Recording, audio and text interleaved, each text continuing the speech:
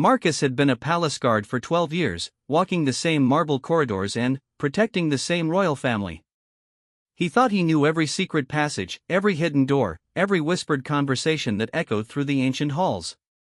But, on that foggy November morning, when he discovered what Lady Catherine was really doing in young Prince Alexander's abandoned playroom, everything he believed about the noble family he served would shatter like glass. What he found wasn't just alarming, it was dangerous enough to topple a kingdom. The morning mist clung to Ravenshollow Castle like a grey shroud, muffling the usual sounds of servants preparing for another day in service to the royal family. Marcus Sullivan adjusted his ceremonial sword and began his routine patrol through the east wing, his leather boots echoing softly against the polished stone floors. At 42, he had perfected the art of being invisible while remaining vigilant, a skill that had kept him alive through 3 different rulers and countless palace intrigues.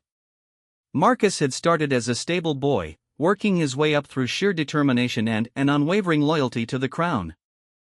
His withered hands bore scars from training with real swords, and his grey eyes missed nothing as they swept across tapestries, doorways, and shadows. The other guards respected him not just for his experience, but for his integrity in a place where moral compromises were as common as morning tea. The East Wing housed the private quarters of Lady Catherine Whitmore, the king's sister-in-law, and her household. She had moved to Ravenshollow following the tragic death of her husband, Prince Edmund, in a hunting accident 2 years prior. The official story was that she needed time to grieve and heal, surrounded by family. But Marcus had noticed small things that didn't quite fit the narrative of a mourning widow seeking solace. Lady Catherine was beautiful in the way that dangerous storms are beautiful. Her auburn hair caught light like fire, and her green eyes held secrets that made even the bravest courtiers look away. She dressed in mourning black, but Marcus had observed how she carried herself with the confidence of someone who held power, not someone broken by grief. There were late-night visitors to her chambers, hushed conversations in languages Marcus didn't recognize, and letters that arrived without the royal seal but were treated with more reverence than official correspondence. The East Wing also contained the old playroom where Prince Alexander, Lady Catherine's 7-year-old son, had spent countless hours before his father's death. The room had been sealed since the accident, supposedly too painful for the grieving mother to bear.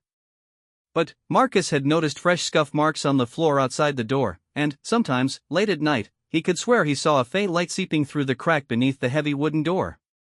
As Marcus rounded the corner toward the sealed playroom, he noticed something that made his pulse quicken. The massive iron lock that had secured the door for 2 years was missing. In its place hung an ordinary brass lock, the kind used on servants' quarters. His hand instinctively moved to his sword hilt as he approached the door, listening carefully for any sounds from within. The corridor was empty except for dust motes dancing in the pale morning light that filtered through tall windows. Marcus pressed his ear to the door, hearing nothing but his own heartbeat. He tried the handle, expecting resistance, but the door swung open silently on well-oiled hinges. The sight that greeted him was nothing like what he remembered of Prince Alexander's playroom. Gone were the toy soldiers, wooden horses, and colorful tapestries depicting fairy tales. Instead, the room had been transformed into something that looked more like a scholar's study mixed with an alchemist's laboratory. Tables lined the walls, covered with maps, charts, and documents written in various scripts.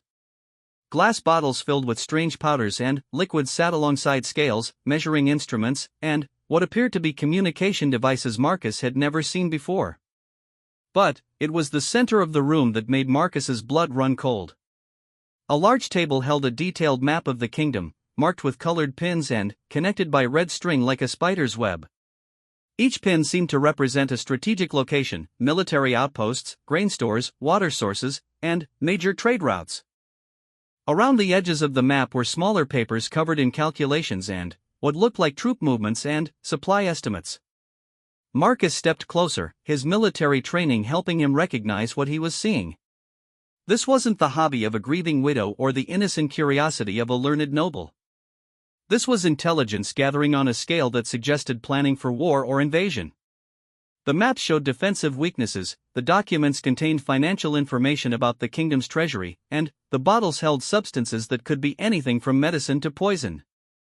A sound in the hallway made Marcus freeze. Footsteps were approaching, and, from the rhythm and weight, he could tell they belonged to a woman wearing soft-soled shoes. He had perhaps 30 seconds before Lady Catherine reached the door. His mind raced through options: confront her directly, hide and observe, or retreat and report what he'd found. His years of experience told him that direct confrontation with someone clearly operating at this level of deception would likely result in his death. Marcus quickly moved behind a tall bookshelf that offered concealment while still allowing him to observe the room's entrance.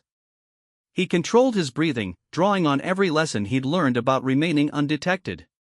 The footsteps stopped just outside the door, and Marcus heard the soft whisper of fabric as someone checked the corridor before entering. Lady Catherine stepped into the room with the fluid grace of someone completely comfortable in the space. She had exchanged her morning dress for practical dark clothing that allowed for easy movement. In her hands, she carried a leather satchel and what appeared to be a freshly delivered message bearing a foreign seal. Her entire demeanor had changed from the grief-stricken widow she portrayed in public to someone focused and purposeful. She moved directly to the central table, spreading out the contents of the message alongside the existing maps. Marcus could see her lips moving as she read, occasionally making notes in a cipher he couldn't decipher. What struck him most was how methodical and practiced her movements were. This wasn't someone playing at espionage, this was a professional who had been working on something complex for a considerable time. Lady Catherine removed several items from her satchel: more documents, a small device that looked like a modified compass, and a vial of dark liquid that she handled with extreme care. She began updating the map with new information, adjusting the positions of pins and making calculations on a separate piece of parchment. Marcus realized he was witnessing the continuation of an operation that had been running for months, possibly since her arrival at the castle. The implications hit Marcus like a physical blow. Lady Catherine wasn't a grieving widow seeking sanctuary, she was an enemy agent who had used her marriage to Prince Edmund and subsequent grief as cover for gathering intelligence about the kingdom's defenses. Her position within the royal family gave her access to information that would be impossible for an outsider to obtain. State dinners, military briefings, financial discussions, she had been present for all of it, always playing the role of the mourning sister-in-law who posed no threat. Marcus watched as Lady Catherine completed her work and began carefully packing everything away. She moved with the efficiency of someone following a well-rehearsed routine, ensuring that no trace of her activities would be visible to a casual observer. The transformation of the room back to its appearance of abandonment was remarkable. Within minutes, it looked like nothing more than a sealed playroom gathering dust. As Lady Catherine prepared to leave, she paused at the door and turned back toward the room. For a terrifying moment, Marcus thought she had detected his presence, but she was simply conducting a final visual check of the space. Satisfied that everything was in order, she extinguished the single candle she had brought for light and slipped back into the corridor, locking the door behind her with the brass lock. Marcus remained hidden for several more minutes, listening to her footsteps fade down the corridor. His mind was spinning with the magnitude of what he had discovered. Lady Catherine was clearly working for a foreign power, gathering intelligence that could be used to plan an invasion or undermine the kingdom from within. The detailed nature of her maps and the sophisticated equipment suggested she was part of a larger network, not a lone agent. The question that now faced Marcus was what to do with this information. His loyalty to the crown was absolute, but Lady Catherine's position within the royal family complicated matters enormously. She was the mother of Prince Alexander, who was third in line to the throne. Any accusation against her would create a scandal that could shake the foundations of the monarchy. Moreover, Marcus had no proof beyond his own testimony, and the word of a guard against a member of the royal family would be difficult to substantiate. Marcus also had to consider his own safety. Lady Catherine had clearly been operating successfully for an extended period, which suggested she had resources and allies within the castle. If she discovered that her activities had been observed, Marcus doubted he would live long enough to report his findings. The equipment and substances he had seen suggested someone with access to methods of elimination that would leave no trace. As Marcus finally emerged from his hiding place and quietly left the playroom, he realized that his discovery had placed him at the center of a conspiracy that threatened not just his own life, but the security of the entire kingdom. The woman he had been sworn to protect was actually one of the most dangerous enemies the crown faced. Everything he thought he knew about Lady Catherine, about the royal family, and about his role as their protector, had been turned upside down in the space of 30 minutes. The weight of this knowledge settled on Marcus's shoulders as he continued his patrol, forcing himself to maintain the appearance of normalcy while his mind raced through possible courses of action. He had always prided himself on being a simple man with clear duties and unwavering loyalties. Now he found himself thrust into a world of international espionage and political intrigue where a single wrong move could result in his death and the fall of his kingdom. As Marcus walked the familiar corridors of Ravenshollow Castle, he realized that his life as a palace guard had just become infinitely more complicated and dangerous. Marcus spent the rest of that day in a state of controlled tension, mechanically performing his duties while his mind processed the implications of what he had discovered. Every time he encountered Lady Catherine in the corridors or Great Hall, he had to fight to maintain his usual respectful demeanor while watching for any sign that she suspected her secret had been compromised. She moved through the castle with her characteristic grace, playing her role as the grieving widow perfectly, but Marcus now saw the calculation behind every gesture and conversation. That evening, Marcus made a decision that went against every protocol he had learned in his years of service. Instead of immediately reporting to his superior, Captain Harrison, he decided to investigate further on his own. His instincts told him that Lady Catherine's operation was too sophisticated to be a solo effort, and rushing to expose her without understanding the full scope of the conspiracy could leave other threats in place. Moreover, he needed more concrete evidence than his word alone if he hoped to convince anyone that a member of the royal family was a foreign agent. Marcus had developed a network of trusted relationships throughout the castle during his years of service. Unlike the nobles who saw servants as invisible, Marcus had always treated everyone with respect, from the lowest kitchen maid to the master of arms. This approach had earned him genuine friendships and access to information that flowed through the castle's informal communication channels. If Lady Catherine had accomplices among the staff, Marcus was confident he could identify them. His first stop was the kitchen, where he found Maggie O'Brien cleaning up after the evening meal. Maggie had worked in the castle for 20 years and had a remarkable memory for details that others might overlook. She also had a natural curiosity about the people she served that made her an excellent source of information. Marcus approached the conversation carefully, knowing that any hint of his true purpose could be dangerous. "Maggie," Marcus said, settling onto a stool near where she worked, "I've been thinking about how much things have changed since Lady Catherine arrived. Have you noticed anything unusual about her habits or the people who visit her?" Maggie paused in her scrubbing, her weathered face thoughtful. "Now that you mention it, there have been some odd things. She's very particular about her food, always wanting meals prepared by specific people and served at precise times. And she gets visitors at strange hours, always foreigners who don't speak much English. They come and go through the servants' entrance like they're trying not to be noticed." This confirmed Marcus's suspicions about Lady Catherine's foreign connections, but he needed more specific information. "Do you remember anything about these visitors? What they looked like, how they dressed?" "Well," Maggie said, lowering her voice, "there's one man who comes regularly, maybe once every 2 weeks. Dark hair, well-dressed but not in the English style. He always carries a leather case and never stays more than an hour. Mary in the laundry says she's seen similar men leaving packages in the East Wing when she's doing the early morning cleaning." Marcus filed this information away, recognizing the pattern of a professional intelligence network. Regular contacts, brief meetings, and the use of trusted intermediaries were all hallmarks of sophisticated espionage operations. He thanked Maggie and moved on to his next source, Thomas, the head stable master who would know about any unusual travel patterns.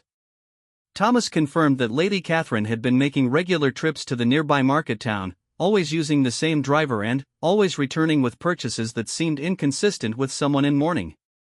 More importantly, the driver had mentioned that Lady Catherine sometimes asked to be dropped at the inn rather than the market, where she would meet with people before conducting her supposed shopping. Over the next several days, Marcus carefully pieced together a picture of Lady Catherine's activities that painted a clear portrait of an active intelligence operation. She had been using her grief as cover to establish contact with foreign agents, gather sensitive information about the kingdom's defenses and financial situation, and coordinate activities that could only be preparation for some form of attack or subversion. The breakthrough came when Marcus decided to observe the playroom during one of Lady Catherine's scheduled visits. He had noticed that her trips to the room followed a pattern, occurring every 3 days just after the morning meal when the corridors would be relatively empty. Marcus positioned himself in an alcove that provided a clear view of the playroom door while keeping him hidden from anyone approaching from either direction. Lady Catherine arrived precisely on schedule, but this time she wasn't alone. Prince Alexander, her 7-year-old son, accompanied her to the door. Marcus watched in horror as she knelt down to the boy's level and spoke to him in what appeared to be a foreign language. The child responded fluently, and Marcus realized that Lady Catherine had been training her own son to be part of her intelligence network. The implications of involving a child in espionage activities added a new dimension of urgency to Marcus's investigation. Prince Alexander was not just an innocent victim of his mother's deception, he was being actively recruited into activities that could brand him as a traitor to his own kingdom. The boy's position in the line of succession made his involvement even more dangerous, as he could potentially be used as a tool for undermining the royal family from within. Marcus watched as Lady Catherine sent her son away before entering the playroom herself. This time, her visit was shorter than usual, and, when she emerged, she was carrying a different leather satchel than the one she had brought. Marcus realized he had witnessed a dead-drop operation, where intelligence materials were exchanged through a secure location rather than direct contact between agents. Following Lady Catherine's departure, Marcus waited for nearly an hour before attempting to enter the playroom himself. The lock had been changed again, this time to something more sophisticated than the simple brass mechanism he had seen before. However, Marcus's years of experience had taught him various skills that weren't part of official guard training, including basic lock manipulation techniques learned from a reformed thief who had once served in the castle guard. Inside the playroom, Marcus found evidence that confirmed his worst fears. The sophisticated operation he had initially discovered had expanded to include detailed plans for what appeared to be a coordinated attack on multiple strategic locations throughout the kingdom. New maps showed troop movements and defensive positions with a level of accuracy that could only have been obtained from someone with access to the highest levels of military planning. More disturbing were the documents written in a child's handwriting, clearly Prince Alexander's, containing information about the daily routines of various royal family members, the timing of guard changes, and the locations of secret passages throughout the castle. Lady Catherine had been using her son's innocent presence throughout the castle to gather intelligence that would be impossible for an adult to obtain without arousing suspicion. Marcus also discovered a coded communication system that revealed Lady Catherine was in contact with at least 5 other agents positioned in different parts of the kingdom. The scope of the conspiracy was far larger than he had initially imagined, representing a coordinated effort to gather intelligence and position assets for what appeared to be a planned invasion or coup attempt. The evidence also revealed that the operation had been running for far longer than Lady Catherine's residence at the castle. Some documents dated back to before her marriage to Prince Edmund, suggesting that her entire relationship with the royal family had been part of a long-term infiltration plan. Prince Edmund's death, initially assumed to be a hunting accident, now took on a sinister new possibility. As Marcus carefully photographed the documents using a small camera he had acquired for gathering evidence, he realized that he had uncovered not just a single spy, but the central hub of an extensive intelligence network that threatened the very existence of the kingdom. The sophistication of the operation and the length of time it had been running suggested that Lady Catherine's handlers were planning something significant and imminent. The discovery that Prince Alexander was being used as an unwitting asset added emotional weight to Marcus's decision about how to proceed. The boy was innocent of understanding the true nature of his activities, but his involvement made him a potential target for elimination if the conspiracy were to be exposed. Lady Catherine's willingness to use her own child demonstrated a level of commitment to her mission that suggested she would eliminate anyone who threatened her operation, including a loyal palace guard who had stumbled upon her secret. Marcus realized that his investigation had reached a critical point. He now possessed enough evidence to prove Lady Catherine's guilt beyond question, but the scope of the conspiracy meant that simply arresting her could trigger a response from her network that might destabilize the entire kingdom. Moreover, the involvement of Prince Alexander created complications that would require careful handling to protect an innocent child while neutralizing a dangerous threat. As Marcus prepared to leave the playroom, he noticed something that made his blood run cold. Among the documents on the central table was a detailed floor plan of the castle with specific locations marked in red ink. The markings corresponded to the private chambers of the king, queen, and heir apparent. Written in Lady Catherine's careful script were dates and times that Marcus recognized as the schedule for an upcoming state celebration that would bring the entire royal family together in one location. Marcus realized that Lady Catherine's intelligence gathering had been preparation for an assassination plot targeting the royal family during the upcoming celebration. The timing would be perfect from an enemy's perspective. The death of the royal family during a public celebration would create maximum chaos and provide cover for a coordinated attack on the kingdom's government and military leadership. With this final piece of evidence, Marcus knew that his time for careful investigation had run out. The upcoming celebration was only 5 days away, and Lady Catherine's network was clearly preparing to act. He had to find a way to expose the conspiracy and protect the royal family while ensuring that Prince Alexander's safety was secured and the broader network of agents was neutralized. Marcus's simple life as a palace guard had transformed into a race against time to prevent the destruction of everything he had sworn to protect. Marcus spent a sleepless night weighing his options, knowing that his next actions would determine not only his own fate but, potentially, the survival of the royal family and the kingdom itself. The evidence he had gathered was overwhelming, but the complexity of the conspiracy meant that a single misstep could trigger events that would be impossible to control. By dawn, he had formulated a plan that was risky but offered the best chance of exposing Lady Catherine's network while protecting the innocent.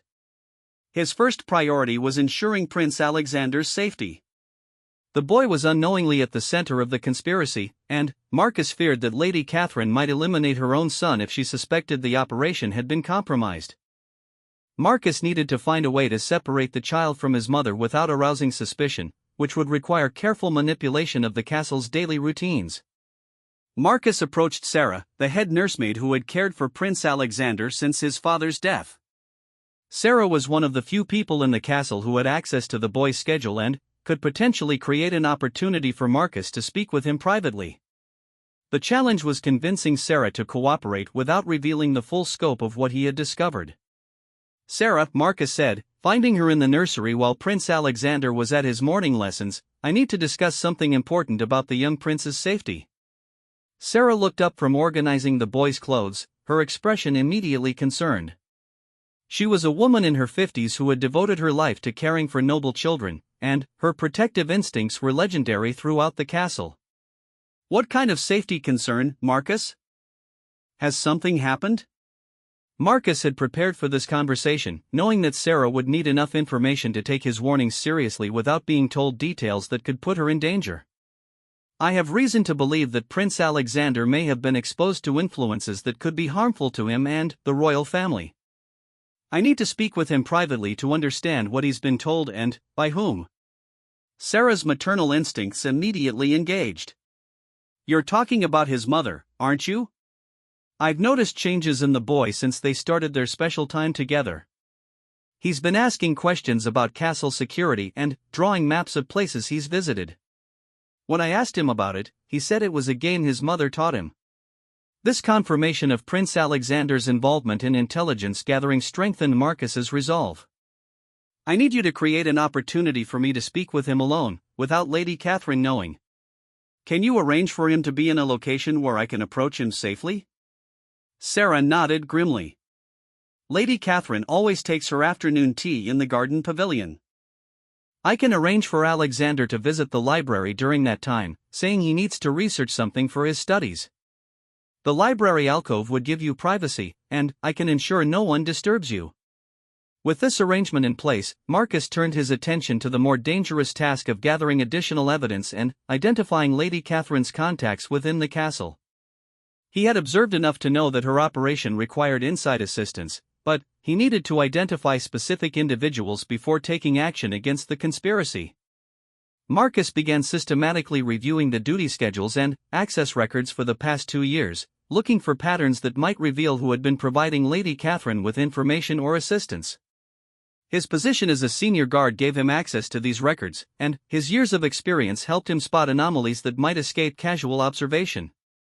The pattern that emerged was subtle but clear. Several servants and lower-level staff members had requested schedule changes that coincided with Lady Catherine's activities. More significantly, certain guards had been assigned to patrol routes that would give them access to sensitive areas during times when Lady Catherine was known to be in the castle. The coordination required for these scheduling coincidences suggested deliberate planning rather than random occurrence. Marcus identified 3 individuals whose activities correlated suspiciously with Lady Catherine's operations: Willem, a junior guard who had been hired shortly after Lady Catherine's arrival; Elena, a housemaid who had access to the private quarters; and Martin, a kitchen servant who could potentially tamper with food or gain access to private conversations during meal service. Rather than confronting these individuals directly, Marcus decided to use them to gain intelligence about the broader conspiracy.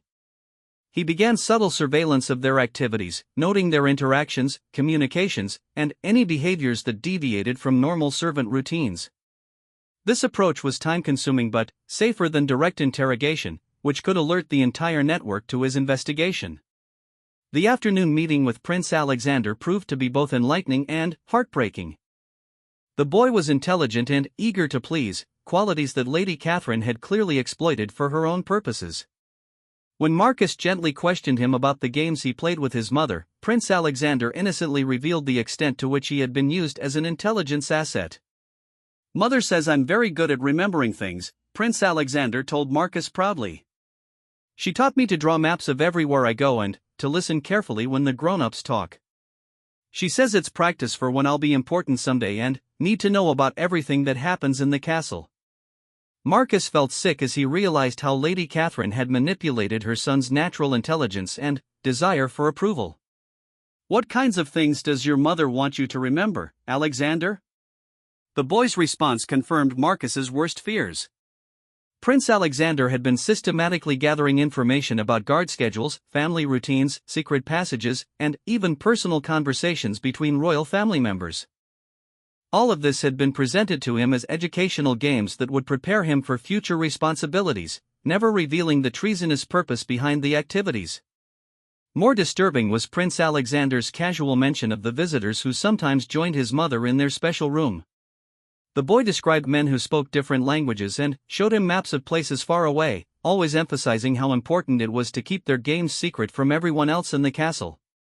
Marcus realized that Lady Catherine had been using her son not just as an intelligence gatherer but also as a way to normalize the presence of foreign agents within the castle. Who would suspect that meetings in a child's playroom could be anything other than innocent family time? As Marcus carefully probed for more information, he discovered that Lady Catherine had been preparing her son for a significant event.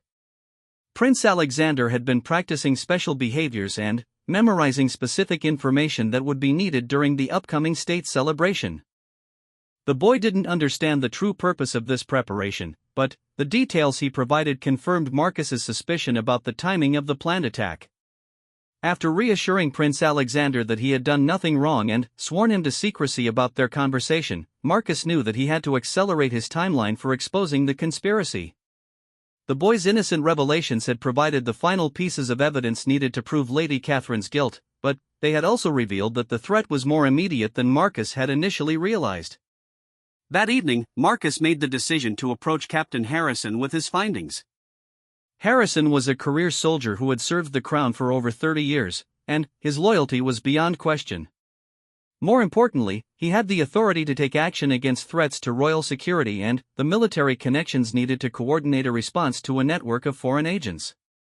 Marcus requested a private meeting with Harrison under the pretense of discussing security arrangements for the upcoming celebration. When they met in Harrison's private office, Marcus presented his evidence methodically, starting with his initial discovery and building through the intelligence he had gathered about the broader conspiracy. Harrison's response was everything Marcus had hoped for and feared.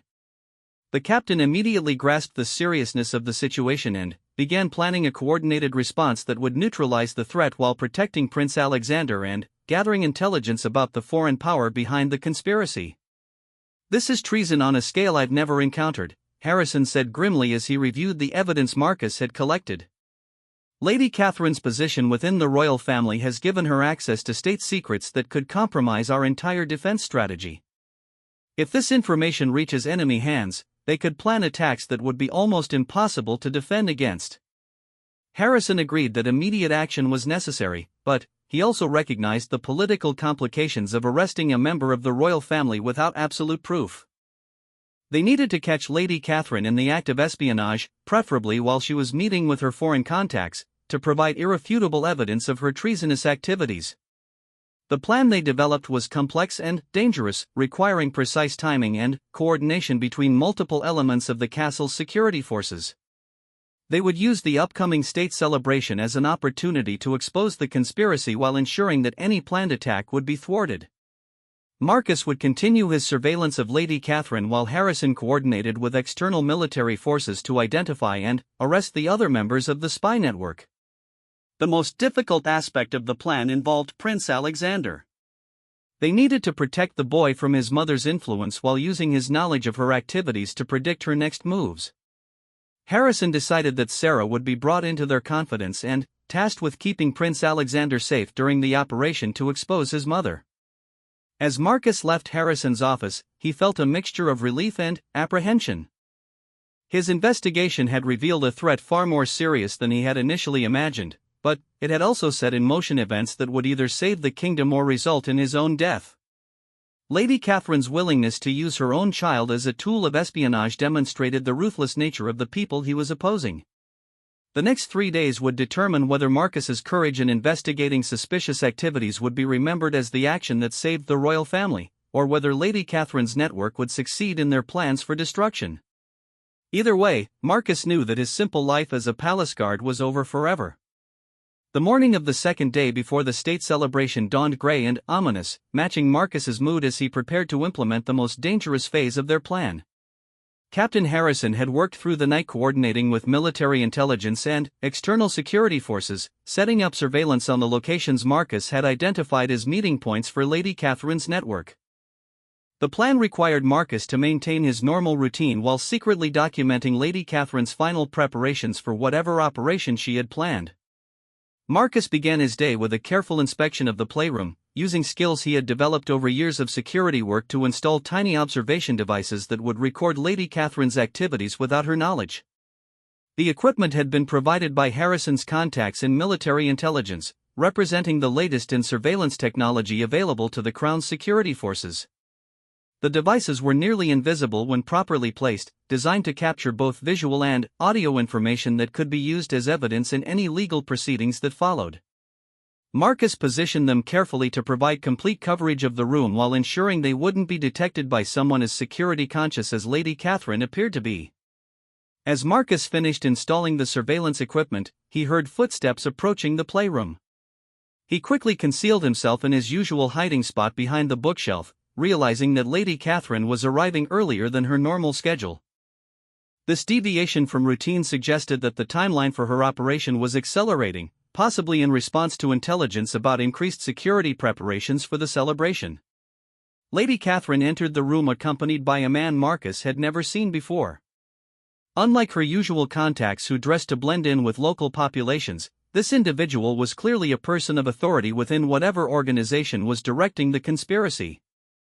His expensive clothing, confident bearing, and the deference Lady Catherine showed him marked him as someone high in the chain of command. The conversation that followed, conducted in a language Marcus couldn't understand but could tell was definitely foreign, was recorded by the surveillance devices while Marcus observed their body language and interactions. Lady Catherine presented documents and maps while the foreign official examined them with the attention of someone reviewing final operational plans.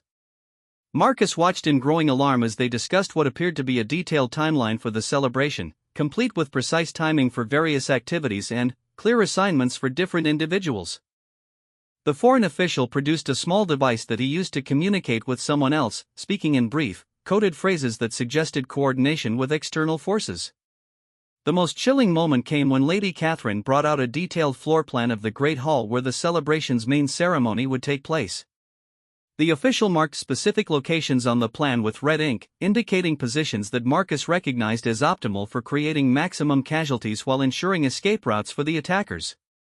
After the official left, Lady Catherine spent additional time in the room, making final updates to her intelligence materials and preparing what appeared to be coded messages for other members of her network. Marcus realized he was witnessing the final coordination phase of an operation that would likely result in the deaths of the entire royal family and many innocent civilians attending the celebration. When Lady Catherine finally departed, Marcus waited the customary period before emerging from his hiding place to examine what she had left behind. The materials were even more alarming than what he had observed from a distance.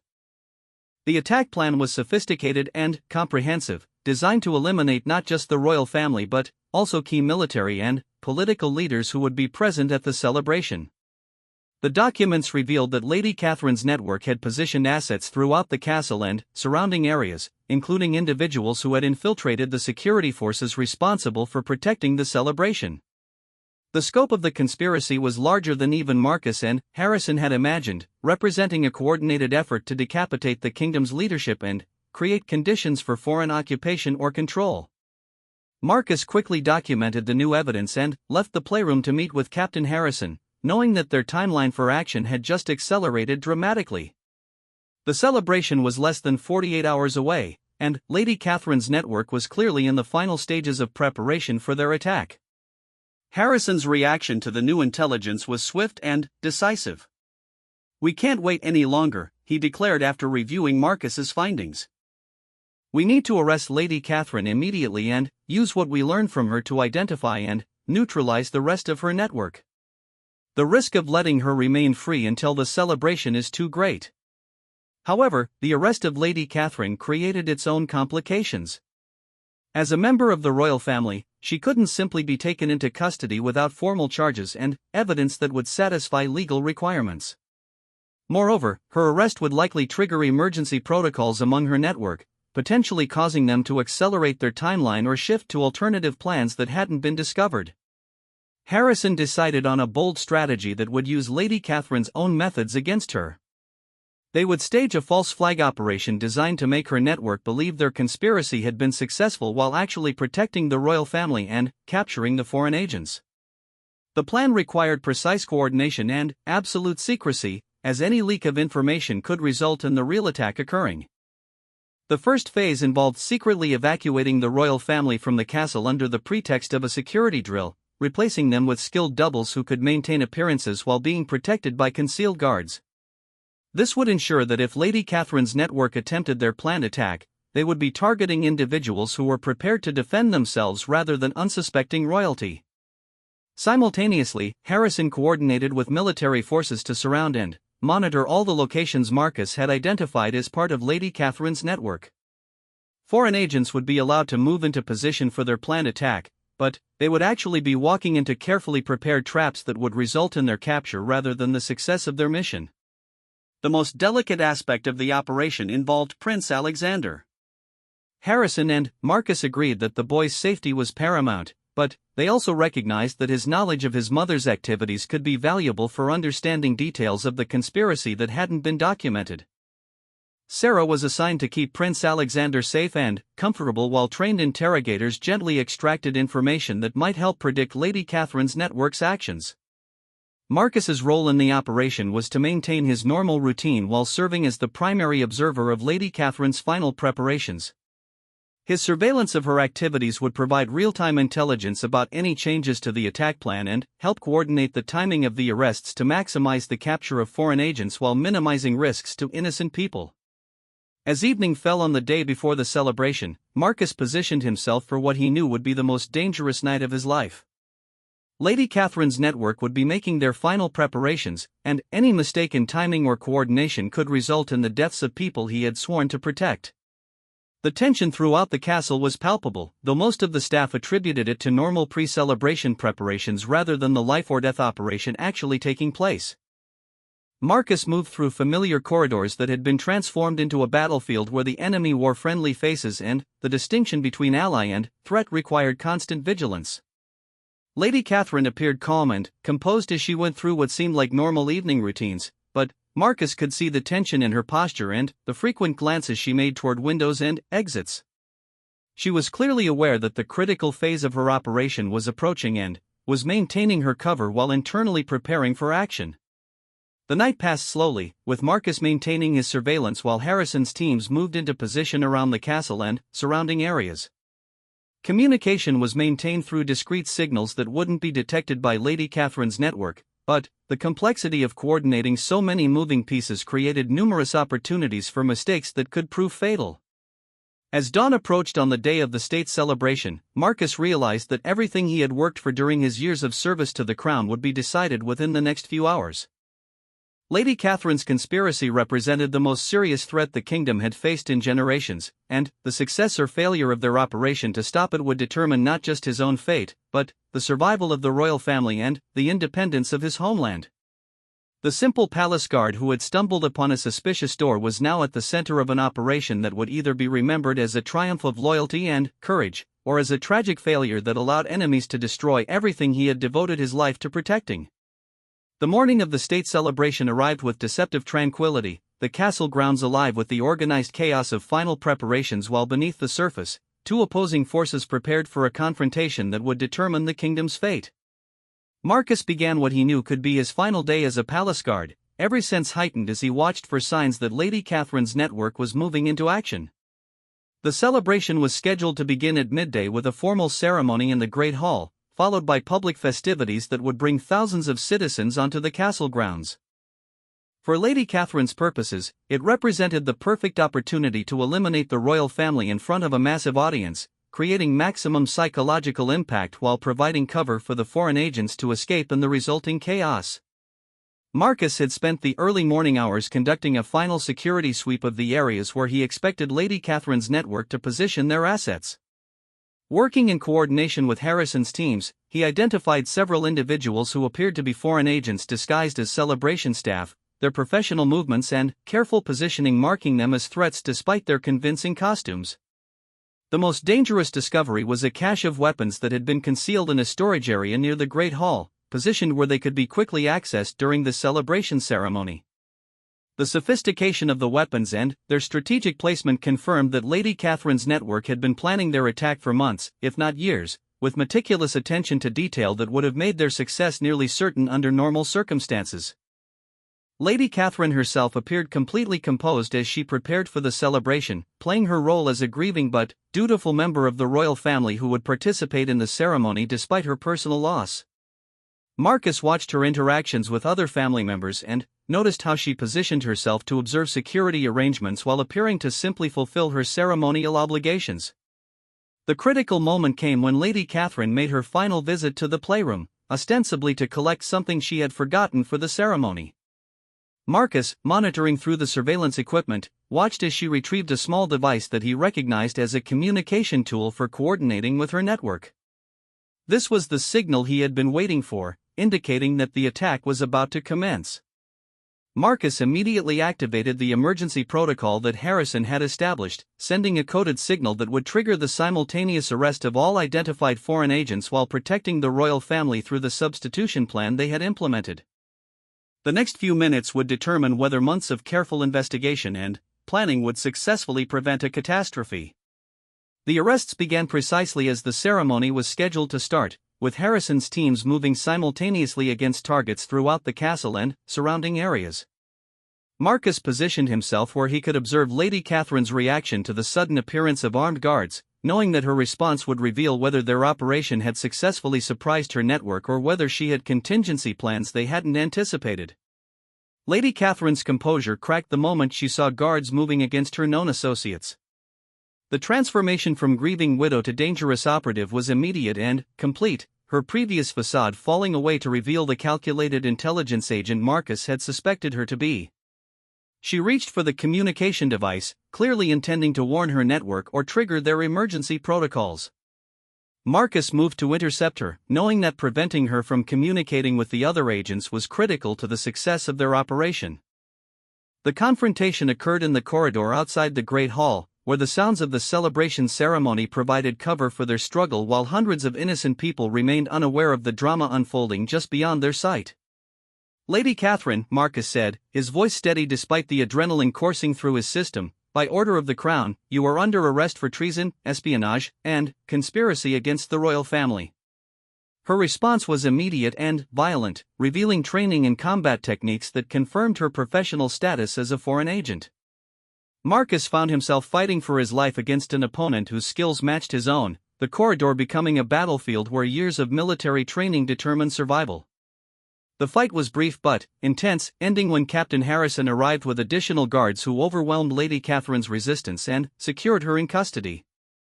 As she was restrained, her final words were spoken in the foreign language Marcus had heard her use with her contacts, clearly a message intended for her network even though her communication device had been destroyed in the struggle. The capture of Lady Catherine and her immediate associates provided a wealth of intelligence about the foreign conspiracy that had threatened the kingdom. Under interrogation, several of the agents revealed details about their organization, their methods of infiltration, and the broader strategic objectives that had motivated their operation. The scope of the threat had been even larger than Marcus and Harrison had initially understood. The investigation that followed Lady Catherine's arrest uncovered a network of foreign agents that had been operating within the kingdom for several years, using various covers to gather intelligence and position assets for a coordinated attack designed to destabilize the government and create conditions for foreign control. Lady Catherine's operation had been only one part of a larger strategic plan that included economic sabotage, military infiltration, and political manipulation. Prince Alexander's role in the conspiracy proved to be a tragic example of how innocence could be exploited by those without conscience. The boy had unknowingly provided critical intelligence about castle security and royal family routines, believing he was playing educational games with his mother. The discovery of his involvement created a diplomatic crisis that required careful handling to protect a child who was both victim and unwitting participant in treason. The foreign government behind the conspiracy initially denied any involvement, but the evidence gathered from Lady Catherine's network was overwhelming. The sophisticated nature of the operation, the level of resources involved, and the detailed intelligence that had been gathered all pointed to state-sponsored espionage and planned aggression that violated numerous international agreements. The resolution of the crisis required months of careful diplomacy, legal proceedings, and security investigations to ensure that all elements of the foreign network had been identified and neutralized. Marcus found himself transformed from a simple palace guard into a key witness in proceedings that would determine the kingdom's relationship with foreign powers and establish new protocols for protecting royal security. Lady Catherine faced charges of high treason, espionage, and child endangerment, her actions having violated every principle of honor and loyalty that governed noble conduct. The evidence against her was overwhelming, but the legal proceedings were complicated by her status as a member of the royal family and the mother of a prince who was himself a victim of her crimes. Prince Alexander's future became a matter of intense debate among royal advisors and legal experts. His innocent involvement in his mother's conspiracy had compromised his position within the royal family, but his status as a victim of manipulation rather than a willing participant argued for protection rather than punishment. The decision was ultimately made to provide him with new guardians and education designed to help him understand and overcome the psychological manipulation he had endured. For Marcus, the resolution of Lady Catherine's conspiracy marked the end of his career as a simple palace guard and the beginning of a new role within the kingdom's security apparatus. His investigation skills, courage under pressure, and unwavering loyalty had proven invaluable in protecting the royal family, leading to his promotion to a position where he would help develop new security protocols designed to prevent similar infiltrations in the future. The state celebration that had been intended as the occasion for Lady Catherine's attack was eventually held several weeks later, transformed into a ceremony honoring those who had protected the kingdom from foreign aggression. Marcus found himself uncomfortable with the recognition he received, preferring to focus on the knowledge that his actions had helped preserve the safety and independence of his homeland. The discovery of Lady Catherine's conspiracy had lasting effects on the kingdom's approach to security and intelligence. New protocols were established for vetting individuals with access to sensitive information, surveillance capabilities were enhanced to detect foreign infiltration, and coordination between military and civilian security forces was improved to respond more effectively to complex threats. Years later, as Marcus reflected on the events that had transformed him from a simple guard into a key figure in protecting the kingdom's security, he realized that Lady Catherine's conspiracy had been both a grave threat and an opportunity. The crisis had revealed vulnerabilities in the kingdom's defenses, but it had also demonstrated the effectiveness of loyal service, careful investigation, and coordinated action in protecting against even the most sophisticated enemies. The woman who had used grief as a mask for treason had ultimately failed because she had underestimated the dedication of those who truly served the crown. Marcus's willingness to investigate suspicious activities, despite the personal risks involved, had prevented a catastrophe that could have destroyed the kingdom and cost countless innocent lives. The secret that Lady Catherine had hidden in Prince Alexander's playroom had been exposed, her network of foreign agents neutralized, and her conspiracy against the royal family defeated. The simple palace guard who had noticed an unlocked door had helped save a kingdom, proving that sometimes the most important victories are won not by grand gestures, but by ordinary people doing their duty with extraordinary courage and determination.